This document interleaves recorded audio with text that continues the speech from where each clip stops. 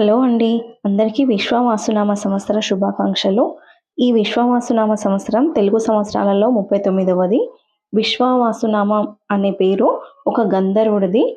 ఈ గంధర్వుడు గొప్ప సంగీత కళాకారుడు కూడా. అయితే ఈయన చాలా అందంగా, గొప్ప తేజస్సుతో ఉండేవాడు.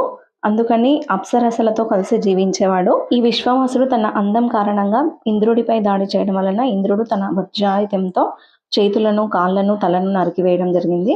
విశ్వావసుడు అమరుడు కావడం వల్ల తలను నరికినా కూడా చనిపోలేదు. తర్వాత తన తప్పును తెలుసుకొని ఇంద్రుని వేడుకోవడం వలన తనకు ఒక శాపం ఇచ్చి త్రేతాయుగంలో కబంధుడు అనే రాక్షసుడుగా అవతరించాలని శాపం ఇచ్చాడు. కృతయుగంలో గంధర్వుడుగా ఉన్న ఈ విశ్వావసుడు త్రేతాయుగంలో కబంధుడు అనే రాక్షసుడుగా అవతరించాడు. కబంధుడు భయంకరమైన రూపంతో అడవులలో నివసిస్తూ ఋషులను భయపెట్టేవాడు. ఈ కబంధుడికి శాప విముక్తి ఎలా జరిగిందనేది నెక్స్ట్ వీడియోలో చెప్తానండి.